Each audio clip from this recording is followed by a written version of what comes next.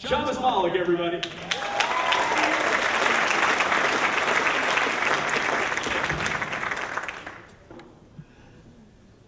We're good. I hope. Oh my God. This is a story about a man whose empathy helped unite Americans in an angry and chaotic time in our society. Despite his imperfections, he was inspiring. If you like this story, there's a new Netflix documentary about it. If you really like this story, this is one of the most remarkable books I've ever read.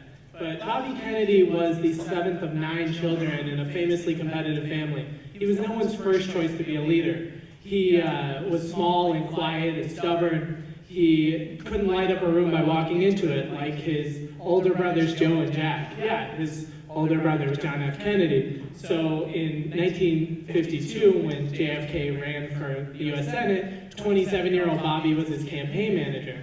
In 1960, when JFK became president, Bobby was 35, and their dad set a new record for helicopter parents by ordering JFK to make him Attorney General. Now, JFK was embarrassed by this nepotism. Nepotism is nothing new in Washington. And he joked to a friend that he would announce the appointment one day at 2 a.m. at their Georgetown house. He would open the door, look up and down the street, and if no one was there, he would whisper, "It's Bobby." But Bobby quickly became his closest advisor. In all of the critical moments, from the Cuban Missile Crisis to the integration of Southern universities, the president would turn to the person he was closest to, not just because of their relationship, but because he truly valued Bobby's judgment. Now Bobby Kennedy was not a perfect man. He and his brother they became civil rights advocates, but they did not start out that way. They were cynical political calculators, and because of their privileged background, they simply didn't relate to the suffering of African Americans. Bobby himself authorized FBI wiretaps on Martin Luther King. And Bobby could be tough and self-righteous. He, early in his career, worked for Joe McCarthy, the communist-hunting senator who went down in infamy attacking innocent people. He understood his image, though. He said, "People think that I'm ruthless, but when I find the man, I'm not ruthless, but when I find the man who's calling me ruthless, I destroy him." But sooner or later, it was over. With 3 shots in Dallas, Bobby's brother was dead, and he was beset by grief. He spent hours at his brother's grave trying to reconcile the brutality of life and his deeply held Catholic faith. And slowly, this tough person became softer, gentler, more understanding. He always had a hard time relating to people who were different, but suddenly the suffering of losing his brother and best friend allowed him to relate to other people who were suffering, from African Americans and Latinos facing racial discrimination, to folks dying in Vietnam, to folks facing poverty. And so he spent the next few years as a voice for the voiceless, traveling all around the world, visiting with people in Appalachia and with folks in apartheid South Africa and in the inner city, and learning and experiencing life with them. Now, Bobby Kennedy was now the head of the Kennedy family, so he had to run for the U.S. Senate.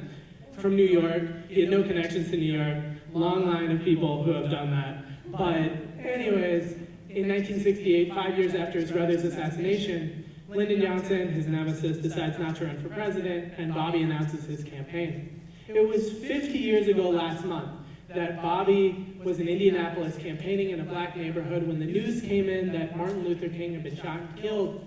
Bobby broke the news to the crowd without notes, giving one of the most powerful speeches in American history, talking about how the divisions in our country were so terrible and how we need to try to overcome them. My favorite poet was Aeschylus.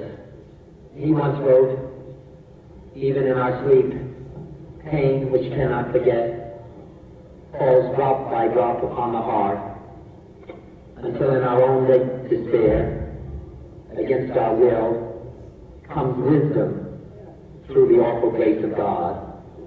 What we need in the United States is not division. What we need in the United States is not hatred. What we need in the United States is not violence and lawlessness, but is love and wisdom and compassion toward one another. He finished saying, And what dedicate ourselves to what the Greeks wrote so many years ago, to tame the savageness of man and make gentle the life of this world. Let us dedicate ourselves to that and say a prayer for our country and for our people. But 2 months later, Bobby Kennedy himself was gunned down in a hotel in Los Angeles on the night he won the California Democratic primary. If he had lived, he had a decent chance of becoming president. But instead, Richard Nixon won that fall, and the country became more divided, distrustful, and more angry. 50 years later, our country and our politics is still divided, distrustful, and angry. But we live in siloed communities of people who look like us, who talk like us, who pray like us, and often vote like us. And we learn to distrust and fear people who are different. I came to this story a few years ago reading the book that I mentioned before, trying to deal with the grief over the loss of my mom.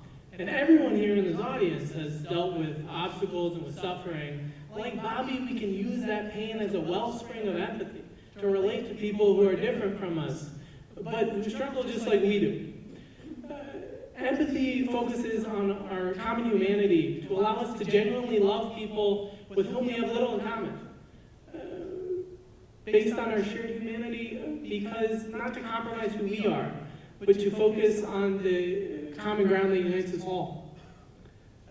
Ultimately, this is about evolving beyond our narrow self-interest to build a more just society for all of us, so that we can, as Bobby said that night King died, tame the savageness of man and make gentle the life of this world. Thank you.